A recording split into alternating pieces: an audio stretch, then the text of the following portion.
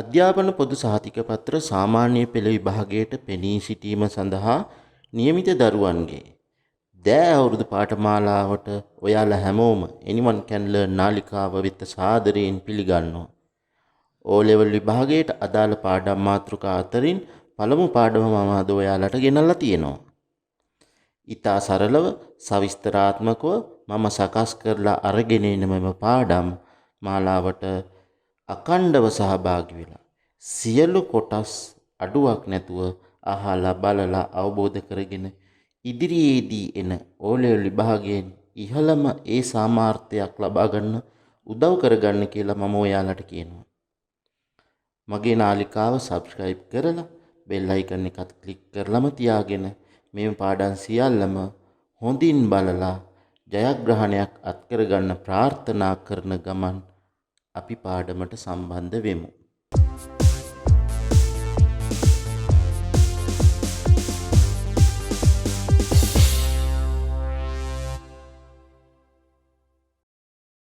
ඔයාලා මේ වෙනකොට ඉගෙනගෙන තියෙනවා ජීවය නිර්මාණය වීමට අවශ්‍ය රසායනික සංයෝග ගැන. ඒවා අපි පෝෂක ලෙස හඳුනාගත්තා. ඒකෙදි අපිට හම්බ වෙනවා කාබනික සහ අකාබනික සංයෝග වර්ග දෙකම. මේකෙන් කාබනික සංයෝග අපි මෙතන සිට හඳුන්වනවා ජෛව රසායනික අණු කියලා. ඒ අණුව ජෛව රසායනික අණු වර්ග 4ක් අපිට කතා කරන්න තියෙනවා. කාබෝහයිඩ්‍රේට, ලිපිඩ, ප්‍රෝටීන සහ න්‍යෂ්ටික අම්ල. අද මම ඔයාලට මේ පාඩමෙන් අරගෙන ඉන්නේ කාබෝහයිඩ්‍රේට යටතේ එන මොනෝසැකරයිඩ ගැන. හරි. එහෙනම් අපි ඉස්සලාම ඉගෙන ගනිමු කාබෝහයිඩ්‍රේට කියන්නේ මොනවද කියන එක. කාබෝහයිඩ්‍රේට වල ව්‍යුහාත්මක ලක්ෂණ ගැන ඉස්සෙල්ලාම කතා කරමු. කාබෝහයිඩ්‍රේටයක් නිර්මාණය වීමේදී කාබනික සංයෝග වලින් හැදිලා තියෙන්නේ. ඒක නිසා එය තුල අන්තර්ගත වෙන පරමාණු වර්ග තුනක් තියෙනවා. කාබන්, හයිඩ්‍රජන්, ඔක්සිජන් කියන ඒවා. මේකෙදි හයිඩ්‍රජන් සහ ඔක්සිජන් අතර අනුපාතය හැම විටම 2:1 විදිහට පවතිනවා. ඒ වගේම මේකට පොදු සූත්‍රයක් අපි හඳුන්වලා දීලා තියෙනවා. පොදු සූත්‍රය කියන්නේ ඕනෑම කාබෝහයිඩ්‍රේටයක වෙනුවෙන් යොදාගත හැකි රසායනික සූත්‍රය. ඒකෙදි කාබන් X ප්‍රමාණයක් තියෙනවා නම් හයිඩ්‍රජන්ට ඔක්සිජන් අනුපාතය 2:1 වෙන විදිහට පවතින්න ඕනේ. ඒක අපි හයිඩ්‍රජන් 2y ඔක්සිජන් y කියලා ගත්තොත් ඔක්සිජන් y ප්‍රමාණයක් තියෙනවා නම් හයිඩ්‍රජන් 2y ප්‍රමාණයක් අන්තර්ගත වෙනවා. ඒක අපිට මේ ආකාරයට ලියන්නත් පුළුවන්. කාබන් x ප්‍රමාණයක් තියෙනවා. හයිඩ්‍රජන් 2ට ඔක්සිජන් 1. හරියට ජල අණුවක ව්‍යුහය වගේ. ඒ වගේ ජල අණුවගේ ප්‍රමාණ y ප්‍රමාණයක් තියෙනවා කියලා මේ ආකාරයටත් අපි පොදු සූත්‍රය ලියන්න හැකියාව තියෙනවා. කාබෝහයිඩ්‍රේට් වල අනෙක් ලක්ෂණය තමයි x හෝ y කියන මේ අගයන් දෙක සෑම විටම 3ක් හෝ 3ට වඩා වැඩි අගයක් ගන්නවා. ඊට වඩා x හෝ y ප්‍රමාණය අඩු වුණොත් ඒක අපි හඳුන්වන්නේ ජෛව රසායනික අණුවක්. එහෙම නැත්නම් කාබෝහයිඩ්‍රේටයක් කියලා හඳුන්වන්නේ නැහැ. එහෙනම් අපි මුලින්ම කතා කරමු කාබෝහයිඩ්‍රේට වර්ගීකරණය ගැන. කාබෝහයිඩ්‍රේට අපිට හම්බ වෙනවා ඒකේ ව්‍යුහාත්මක ලක්ෂණ අනුව ප්‍රධාන කාණ්ඩ තුනක්. පළවෙනි කාණ්ඩය අපි හඳුන්වනවා මොනෝසැකරයිඩ කියලා. මේකෙදි මොනෝ කියන එකෙන් අදහස් කරන්නේ එකක් කියන එක. සැකරයිඩ කියන්නේ සීනි අණුවකට. එහෙනම් මොනෝසැකරයිඩයක් කියන්නේ එක් සීනි අණුවක් අන්තර්ගතයි කියන්නේ. ඊගාවට ඩයිසැකරයිඩ. ඩයි කියන එකෙන් අදහස් කරන්නේ දෙකක් කියන එක. එහෙනම් සීනි අණු දෙකක් එකට සම්බන්ධ වෙලා නිර්මාණය වෙන කාබෝහයිඩ්‍රේට් අපි හඳුන්වනවා ඩයිසැකරයිඩ කියලා. තුන්වෙනි වර්ගය අපි හඳුන්වනවා පොලිසැකරයිඩ් කියලා. පොලි කියන එකෙන් අදහස් කරන්නේ බහු කියන එක. එහෙනම් ඊටා විශාල සංඛ්‍යාවක් සීනි අණු එකිනෙකට සම්බන්ධ වෙලා දාම නිර්මාණය කරනවා. මේ ආකාරයේ දාම නිර්මාණය කරලා හදන අණු අපි හඳුන්වනවා පොලිසැකරයිඩ් කියලා. ඔන්න ඔය විදිහට දරුවනි කාබෝහයිඩ්‍රේට් ප්‍රධාන කාණ්ඩ තුනකට අපි වෙන්කිරීම සිද්ධ කරනවා. එහෙනම් අද මාතෘකාව කරගත්ත මොනෝසැකරයිඩ් පාඩම අපි දැන් කතා කරන්න යන්නේ. මොනවද මේ මොනෝසැකරයිඩ් කියන්නේ? ව්‍යුහාත්මක ලක්ෂණ ගැන කතා කරනකොට එය තුලත් අන්තර්ගත වෙන්නේ කාබන්, හයිඩ්‍රජන්, ඔක්සිජන්. ඒ වගේම හයිඩ්‍රජන්ට ඔක්සිජන් අනුපාතය 2:1 විදිහට පවතිනවා. පොදු සූත්‍රය ගත්තා. මේකෙදි බලන්න අර කාබෝහයිඩ්‍රේට් වල පොදු සූත්‍රයෙන් සුළු වෙනස් වීමක් අපිට දකින්න ලැබෙනවා. මොකක්ද ඒ වෙනස? කාබෝහයිඩ්‍රේට් වල පොදු සූත්‍රයේදී CX ප්‍රමාණයක් H2O Y ප්‍රමාණයක් තිබ්බත් මොනෝසැකරයිඩ් අණුවක් තුල කාබන් ප්‍රමාණයට සමාන H2O ප්‍රමාණයක් අන්තර්ගත වෙනවා. එහෙනම් මොනෝසැකරයිඩ් වල CX නම් ඕත් X වෙනවා, H 2යි X වෙනවා. දැන් බලන්න මේ තියෙන්නේ ග්ලූකෝස් අණුව. ග්ලූකෝස් අණුව රේඛීය විදිහට ඇඳලා තියෙනවා. නමුත් ස්වභාවික පරිසරය තුළ මේක චක්‍රීය ව්‍යුහයක්. එතකොට දැන් අපි තවත් මොනෝසැකරයිඩ් අණුවක් ගමු, ගැලැක්ටෝස්. තවත් මොනෝසැකරයිඩ් අණුවක් ගමු, ෆ්‍රුක්ටෝස්. දැන් බලන්න මේ වර්ග තුනේම කාබන් ප්‍රමාණය කාබන් තියෙනවා මේකේ 1යි 2යි 3යි 4යි 5යි 6ක්. ඒ අණුව තුල ඔක්සිජන් තියෙනවා 1යි 2යි 3යි 4යි 5යි 6යි. හයිඩ්‍රජන් තියෙනවා 1 2 3 4 5 6 7 8 9 10 11 12. බලන්න එහෙනම් කාබන් 6කට ඔක්සිජන් 6ක් තියෙනවා, හයිඩ්‍රජන් 12ක් තියෙනවා. එහෙනම් මෙතන X වල අගය කාබන් වල 6යි. මෙතනත් 6ක් ඉන්නවා. එතකොට කාබන් 6කට ඔක්සිජන් 6ක් තියෙනවා. ඒ වගේම හයිඩ්‍රජන් 2 ගුණ කිරීම X ප්‍රමාණයක්. ඒ කියන්නේ 6 ගුණ කිරීම 2 12ක් අන්තර්ගත වෙනවා. දැන් බලන්න මේක ගත්තොත් මේකේ තියෙන්නේ කාබන් අණු ප්‍රමාණය 6ක්. එහෙනම් ඊතුරු අවශ්‍යතා ටික ඒ විදිහටම සපුරලා තියෙනවා. මේකේ තියෙන්නේ කාබන් අණු ප්‍රමාණය ෆ්‍රුක්ටෝස් වලත් 6ක් අන්තර්ගත වෙනවා. ඒ වුණාට දැන් මේකේ රසායනික සූත්‍ර සමානයි. ග්ලූකෝස් වල රසායනික සූත්‍රය ලිව්වොත් C6යි H12යි O6 ලියන්නේ. ගැලැක්ටෝස් වල ලිව්වොත් C6යි H12යි O6යි. ෆ්‍රුක්ටෝස් වල ලිව්වත් C6යි H12යි O6ක් විදිහට ලියන්නේ. මේක තුල අන්තර්ගත පරමාණු සංඛ්‍යාව සමානයි. ඒ කියන්නේ අවයව සංඛ්‍යාව සමානයි. නමුත් මේකේ මේ අවයව සම්බන්ධ වෙලා තියෙන රටාවන්ගේ වෙනසක් අපිට දකින්න පුළුවන්. ඒ වෙනස නිසා අපි මේවට කියනවා සමාවයවික. එහෙම නැත්නම් ත්‍රිමාන සමාවයවික. හරියට අපේ අත් දෙක වගේ. අත් දෙක පරිමාවෙන් සමාන වුණාට හැඩයෙන් වෙනස්. ඒ වගේ මේකේ සමාවයවික අපිට දකින්න පුළුවන්. හරි. එතකොට ඊගාව ලක්ෂණය අපි බලමු. මොකද්ද? මොනෝසැකරයිඩ් සියල්ලම ඔක්සිහාරක වෙනවා. ඒ කියන්නේ මේ රසායනික සංයෝගයකට පුළුවන් තවත් රසායනික සංයෝගයක් ඔක්සිහරණය කරන්න. ඒකයි ඔක්සිහාරක කියලා හඳුන්වන්නේ. අපි ඉදිරියේදී ඒ ගැන කතා කරමු. දැන් මේ රේඛීය ග්ලූකෝස් අණුවේ ව්‍යුහය චක්‍රීය ව්‍යුහයක් බවට පත් වෙනවා.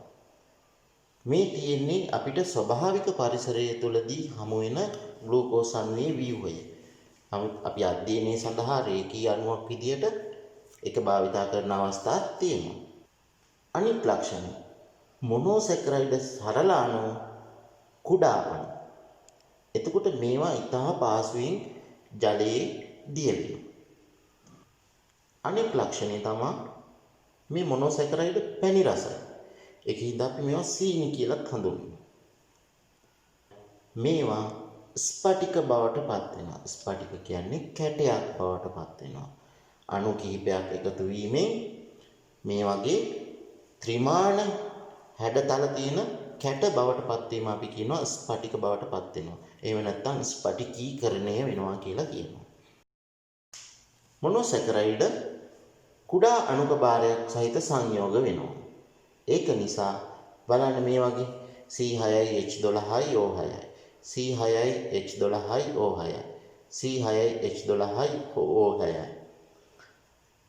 ඊගාට මෙතන C5යි H10යි O5යි C5යි H10යි O4ක් වෙනවා ඩියොක්සිරයිබෝස් කියන මොනෝසැකරයිඩ්. දැන් අපි අර කතා කරපු පොදු සූත්‍රය ගත්තොත් එහෙම CX H2OX කියලා තිබ්බට ඩියොක්සිරයිබෝස් වල පොඩි වෙනසක් තියෙනවා.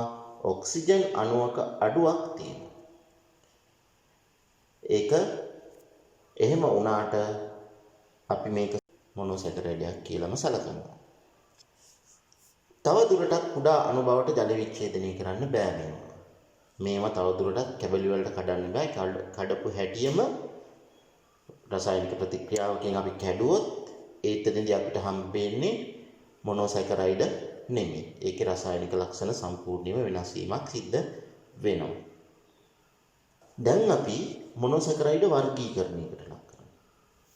මොනෝසැකරයිඩ් වර්ගීකරණයේදී යොදා ගන්න නිර්ණායකය වෙන්නේ මොනෝසැකරයිඩය නිර්මාණය වීමට දායක වන කාබන් අණු ප්‍රමාණය. කාබන් පරමාණු ගණන කීයද කියන එක මත අපි මේවා නම් කිරීමක් කරනවා. කාබන් පරමාණු සංඛ්‍යාව 3ක් තියෙනවා නම් අපිට තියෙන්න පුළුවන් කුඩාම අගය 3නේ. X අගය ඒ කියන්නේ CX H2OX වල කුඩාම අගය 3යි කියලා අපි කාබෝහයිඩ්‍රේට් ගැන ඉගෙන ගන්නකොට කිව්වා. එහෙනම් කුඩාම මොනෝසැකරයිඩය වෙන්නේ ට්‍රයෝස කියලා හඳුන්වන C3යි H6යි O3 කියන මොනෝසැකරයිඩ්. ඒක අපි නම් කරනකොට ග්ලිසරල්ඩිහයිඩ් කියලා හඳුන්වනවා.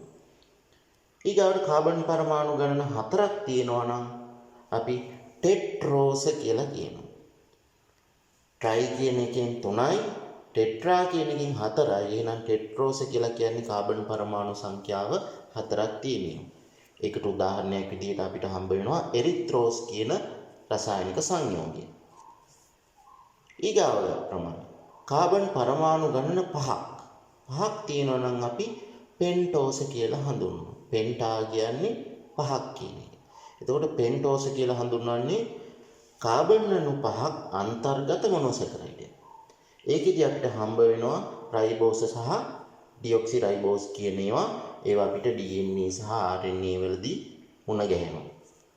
තවත් කාණ්ඩයක් තියෙනවා කාබන් පරමාණු ගණන 6ක් තියෙනවා. එතකොට මේ 6ක් තියෙන ඒවා අපි හෙක්සා එහෙම නැත්නම් හෙක්සෝස කියන්නේ හෙක්සා කියන්නේ 6. හෙක්සෝස කියන්නේ එතකොට කාබන් පරමාණු ගණන 6ක් අන්තර්ගත සංයෝග. ඒවා අපිට ත්‍රිමාණ සමාවයක යටතේ හම්බ වෙනවා වර්ග 3ක් ග්ලූකෝස්, ෆ්‍රුක්ටෝස්, ගැලැක්ටෝස් කියලා. මීට අමතරව කාබන් පරමාණු ගණන 7ක්, 8ක්, 9ක්, 10ක් ඔය විදිහට තියෙන්න පුළුවන් මොනෝසැකරයිඩ් තියෙනවා. නමුත් අපේ විෂය නිර්දේශය යටතේ අපි මේ කොටස ගැන විතරයි අධ්‍යයනය කරන්නේ. දැන් අපි කතා කරමු මොනෝසැකරයිඩ් වල වැදගත්කම ගැන.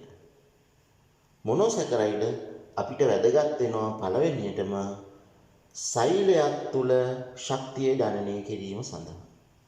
එතකොට සෛලයක් තුල සිදුවන සියලුම ජීව ක්‍රියාවන්ට අවශ්‍ය ශක්තිය ලබා ගන්නේ මේ මොනෝසැකරයිඩ් දහනය කිරීම. ඒ දහනය කිරීමේ ක්‍රියාවලිය සෛලීය ශ්වසනය කියලා අපි හඳුන්වනවා. සෛලීය ශ්වසනයේ සිදු වෙන්නේ සෛලයක් තුල අන්තර්ගත විශේෂ ඉන්ද්‍රිකාවක් තුල. මේ ඉන්ද්‍රිකාව අපි හඳුන්වනවා මයිටොකොන්ඩ්‍රියම කියලා. එතකොට අපි ගන්න ආහාර වලින් මොනෝසැකරයිඩ් විදියට සකස් කරලා ඒකෙන් අපි ග්ලූකෝස් අණුවක් මේ මයිටොකොන්ඩ්‍රියම තුලට ඇතුල් වුණාට පස්සේ ඒක තුල සිදුවෙන රසායනික විපර්යාසයක් මගින් ක්‍රමානුකූලව මේක දහනයට ලක් කරනවා. දහනය සඳහා අවශ්‍යයි ඔක්සිජන් වායුව. ඒකෙන්ද ශ්වසනයේ මගින් අපි ලබා ගන්න ඔක්සිජන් මේ ඉන්ද්‍රිකාව වෙත ගෙනා දෙනවා. එතකොට මෙතනදි සිදුවන රසායනික ප්‍රතික්‍රියාවේදී හැදෙන අතුරු ඵලයක් විදියට බහිස්ත්‍රාවී ඵලයක් විදියට අපි හඳුන්වනවා කාබන් ඩයොක්සයිඩ්. ඒක තමයි අපි ප්‍රාශ්වාස වාතයෙන් ඉවත් කරන්නේ. ඒ වගේම අතුරු ඵලයක් විදියට නිර්මාණය වෙනවා ජලය. ග්ලූකෝස් දහනය වීමේ ප්‍රතිඵලයක් විදියට ජලය සහ කාබන් ඩයොක්සයිඩ් ඉවත් වෙනවා බහිස්ත්‍රාවී ඵල විදියට. එතකොට මේ සමස්ත ක්‍රියාවලියම සිදු වෙනකොට ශක්තිය ජනනය වෙනවා. ඒ ජනනය වෙන ශක්තිය ගබඩා කරගන්නවා සෛලය තුල තියෙන විශේෂ රසායනික සංයෝගයක් තුල. ඒක අපි හඳුන්වනවා ADP කියලා. මේ ADP එකට තව ෆොස්ෆේට් අණුවක්. මේක අපි හඳුන්වනවා ඇඩිනෝසින් ඩයිෆොස්ෆේට් කියලා. මේකට තව ෆොස්ෆේට් අණුවක් එකතු කරලා ඇඩිනෝසින් ට්‍රයිෆොස්ෆේට් කියන එහෙම නැත්නම් ATP කියන සංයෝගය නිර්මාණය කරනවා. මෙන්න මේ සංයෝගය ATP සංයෝගය තුල තමයි ওই ශක්තිය ගබඩා කරලා තියෙන්නේ. අපි කාර්යයක් කරනකොට සෛලය තුල කාර්යයක් සිද්ධ වෙනකොට ඒකට අවශ්‍ය ශක්තිය ලබා ගන්නේ මේ ATP තුලින්. එහෙනම් ග්ලූකෝස් දහනය කිරීමේදී කාබන් ඩයොක්සයිඩ් සහ ජලය ඉවත් වෙනවා ATP සංශ්ලේෂණය. ඒ ATP අපි ජෛව ක්‍රියාවලිය සඳහා යොදා ගන්නවා. එතකොට මේක අපිට රසායනික ප්‍රතික්‍රියාවක් විදිහට ඔහොම ලියන්න පුළුවන්. C6H12O6 කියන්නේ ග්ලූකෝස් එකතු කරනවා ඔක්සිජන් වායුවට. ඔක්සිජන් වායුවෙන් දහනය කරනකොට ඔක්සිජන් වායු අණු 6ක් අවශ්‍ය වෙනවා. එතකොට මේ දහන ක්‍රියාවලිය සම්පූර්ණ වෙනකොට කාබන් ඩයොක්සයිඩ් අණු 6ක් නිර්මාණය වෙනවා.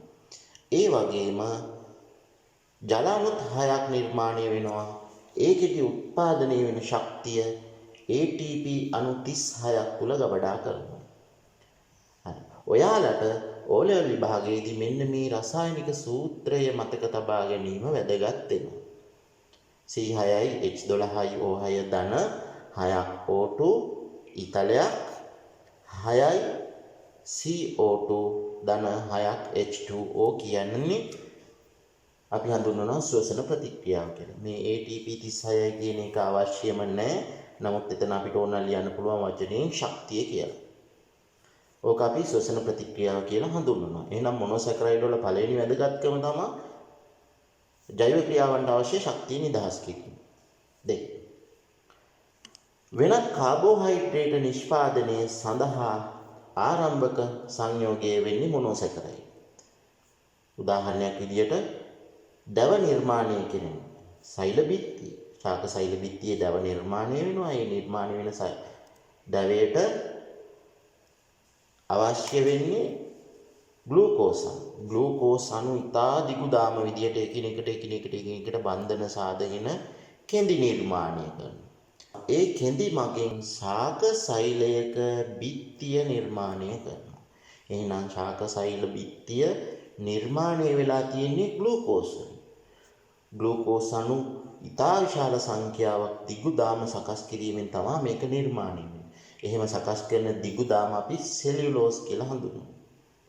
ඔය විතරක් නෙමෙයි අපිට හම්බ වෙන පිෂ්ඨයක් ඔය වගේම ග්ලූකෝස් අණු දිගු දාම නිර්මාණයක් මගින් ගොඩනැගෙන දෙයක්. එහෙනම් මොනෝසැකරයිඩ් කාබෝහයිඩ්‍රේට් නිපදවීමට වෙනත් කාබෝහයිඩ්‍රේට් නිපදවීමට දායක වීම සිද්ධ වෙනවා. ග්ලූකෝස් මගින් මෝල්ටෝස් හදනවා. මෝල්ටෝස් කියන්නේ මොනවද? ඩයිසැකරයිඩ්. ඊගාවට අපි ගන්න සීනි. සීනි කියන්නේ මොනවද? සීනි කියන්නේ අපි හඳුන්වන සුක්‍රෝස්. එතකොට සුක්‍රෝස් නිර්මාණය වීම සඳහා දායක වෙනවා ග්ලූකෝස් අණුවක් සහ ෆ්‍රුක්ටෝස් අණුවක්. ඊගාවට කිරිවල තියෙනවා කිරිසීනි කියලා අපි හඳුන්වනවා. කිරිවල අන්තර්ගත වෙන ඩයිසැකරයිඩයක් තියෙනවා. ඒක නිර්මාණය කිරීමට ග්ලූකෝස් සහ ගැලැක්ටෝස් කියන අණු දෙක සම්බන්ධ වෙනවා. එහෙනම් ඩයිසැකරයිඩ් නිර්මාණය සහ පොලිසැකරයිඩ් නිර්මාණයට මොනොසැකරයිඩ් දායක වෙනවා. ඒ වගේම න්‍යෂ්ටික අම්ල අපේ ශරීරය තුල ජාන සහ විවිධ රසායනික ක්‍රියා පාලනය කිරීම සඳහා දායක වෙන න්‍යෂ්ටියේ වැඩිපුරම අන්තර්ගත වෙන සංයෝග න්‍යෂ්ටික අම්ල. එතකොට මේ න්‍යෂ්ටික අම්ල වර්ග දෙකක් අපිට හම්බ වෙනවා. ඒ වර්ග දෙක නම් කිරීම කරන්නේ ඒකේ තුල අන්තර්ගත මොනොසැකරයිඩ් වර්ගය අනුව. රයිබෝස් කියන පෙන්ටෝස් කාණ්ඩයේ සීනි මොනොසැකරයිඩ් නිර්මාණය කරන න්‍යෂ්ටික අම්ලය අපි RNA කියලා හඳුන්වනවා. ඒ වගේම ඩියොක්සිරයිබෝස් කියන මොනොසැකරයිඩ් මගින් නිර්මාණය කරන න්‍යෂ්ටික අම්ලය අපි DNA කියලා හඳුන්වනවා. අනෙක් ලක්ෂණ ප්‍රභා සංශ්ලේෂණයේදී නිබත වෙන කාබෝහයිඩ්‍රේට් මොනොසැකරයිඩයක්. එතකොට අපි දන්නවා ශාකයක් පොළවෙන් ජලය උරා ගන්නවා. මේවා හරිත ශාක. කොළ පැහැති කොටස් වලට ගෙනල් දුන්නාම ඒ සෛලය තුල අන්තර්ගත වෙන හරිත ලව කියන ව්‍යුහයක් තුල ආහාර නිෂ්පාදනය කරනවා. ඒකෙදි වායු ගෝලයේ තියෙන කාබන් ඩයොක්සයිඩ් මේ ශාක පත්‍රයට පූටිකාහාර ඇතුල් කරගන්නවා. ඒකල අර හරිත ලවයට ගිහින් දුන්නාම ජලය සහ කාබන් ඩයොක්සයිඩ් තියෙනවා. මේ අණු කඩලා කෑලි වලට කඩලා ග්ලූකෝස් අණු නිර්මාණය කරනවා හරිත ලවයට. ඒකෙදි මේ අණු කැඩීම සඳහා ශක්තිය අවශ්‍යයි. මේ ශක්තිය ලබා ගන්න කාගෙන්ද? හිරු එළියෙන්.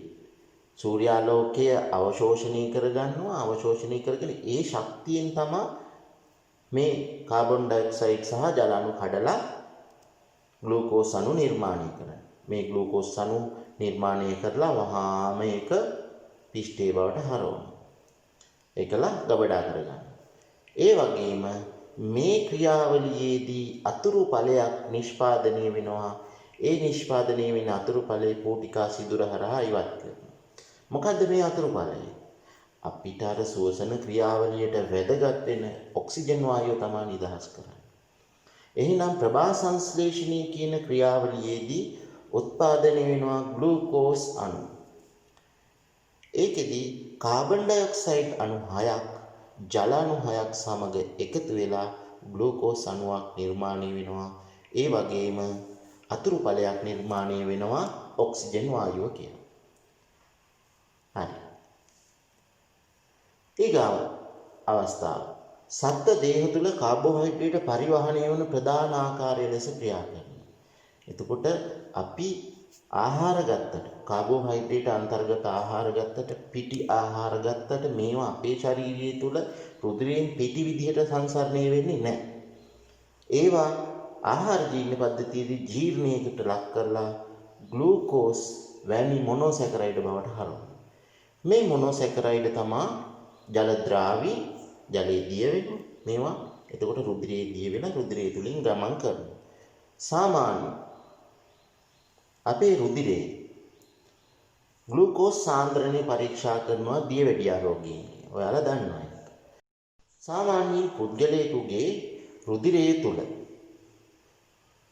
ග්ලූකෝස් ඩෙසිලීටරයකට මිලිග්‍රෑම් 50ත් 80ත් අතර ප්‍රමාණයක් නම් තියෙන්නේ. ඒ පුද්ගලයාට ශක්තිය ජනනය කිරීම සඳහා අවශ්‍ය ග්ලූකෝස් ප්‍රමාණය මදි. ඒක අවදානම් තත්ත්වයක්. එහෙම වුණාම ශක්තිය ජනනය වෙන්නේ නැතුව පද්ධතිය විවිධ අවයව අක්‍රිය වීමේ හැකියාවක් තියෙනවා. එහෙනම් අපිට සාමාන්‍ය නිරෝගී පුද්ගලයෙකුගේ පවතින ඕනේ කොච්චර ප්‍රමාණයක්ද?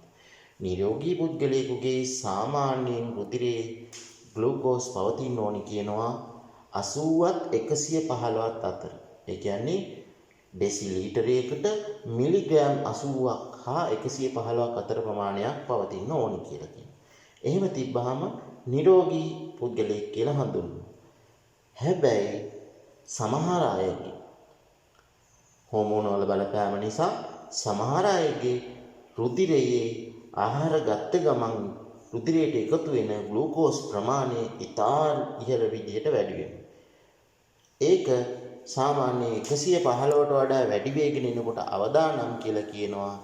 ඒ වගේම 380 දක්වා වැඩි වෙන්නත් පුළුවන්. ඊට වඩා වැඩි වෙන අවස්ථාත් තියෙනවා. එහෙම අවස්ථාවලදී ඒ කට්ටියට අපි හඳුන්වනවා දියවැඩියා රෝගීන් කියලා. එහෙම වුණාම රුධිරයේ ග්ලූකෝස් සාන්ද්‍රණය වැඩි වුණාම මෙයාලට වෙනත් බලපෑම් වෙලා මරණය පවා අත්වීමේ හැකියාව තියෙනවා ග්ලූකෝස් ප්‍රමාණය රුධිරයේ වැඩි වුණොත්. දැන් අපි බලමු මොනොසැකරයිඩ් පිහිටන ස්ථාන. මේ වගුවේ අපි දක්වලා තියෙනවා. අපි ප්‍රධාන වශයෙන් කතා කරන මොනොසැකරයිඩ් වර්ග තුනක් තියෙනවා.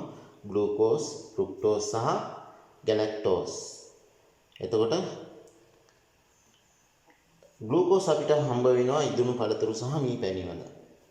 ඒ වගේම ෆ්‍රුක්ටෝස් හම්බ වෙනවා ඉදුණු පළතුරු, මී පැණි, වට්ටක්කා, කැරට් වගේ දේවල් තුල සුලභව. ගැලැක්ටෝස් කියන එක අපිට හම්බ වෙන්නේ කිරි ආහාර තුල. හොඳයි. දැන් අපි බලමු මොනොසැකරයිඩයක් හඳුනාගන්නේ කොහොමද කියලා. මොනොසැකරයිඩ් හඳුනා ගැනීම සඳහා පරීක්ෂණයක් තියෙනවා. දැන් රුධිරයේ ග්ලූකෝස් මට්ටම කොච්චරද කියලා බලා ගන්න ඕනේ. ඒ වගේ අවස්ථාවක් කියලා හිතමු. විද්‍යාගාරවලදී අපිට දීලා තියෙනවා රසායනික සංයෝග ටිකක්. මේකේ මොනොසැකරයිඩ් මොකක්ද කියලා හඳුනා ගන්න ඕනේ. එහෙම අවස්ථාවලදී අපි කොහොමද හඳුනාගන්නේ? මේ සඳහා පරීක්ෂණයක් තියෙනවා. මේ සඳහා යොදාගන්නේ මොනොසැකරයිඩ් වල තියෙන අර ඔක්සිහාරක ගුණය. ඒ සඳහා භාවිතා කරනවා විද්‍යාගාරයේදී බෙනඩික් ද්‍රාවණය කියලා සංයෝගය. මේක කොපර් සල්ෆේට් භාවිතා කරලා තවත් සංයෝග මිශ්‍ර කරලා නිර්මාණය කරගන්න එක. ඒකින්ද ද්‍රාවණයේ නිල් පැහැයක් ගන්නවා. එතකොට මේ බෙනඩික් ද්‍රාවණයේ ස්වල්පයක් අපි ද්‍රාවණයක් හදාගෙන ග්ලූකෝස් හරි මොනොසැකරයිඩ් අන්තර්ගත ද්‍රාවණයක් හදාගෙන ඒකට එකතු කරනවා. එතකොට මේ ද්‍රාවණය නිල් පැහැ වෙනවා බෙනඩික් ද්‍රාවණයේ වර්ණය නිසා. ඊට පස්සේ මොකද කරන්නේ? මේක රත් කරන්න ඕන.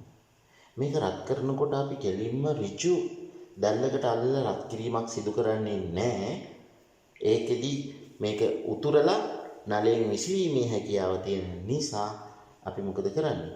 මේක ජල භාජනයක් තුල රඳවලා ජල භාජනය රත් කරනවා.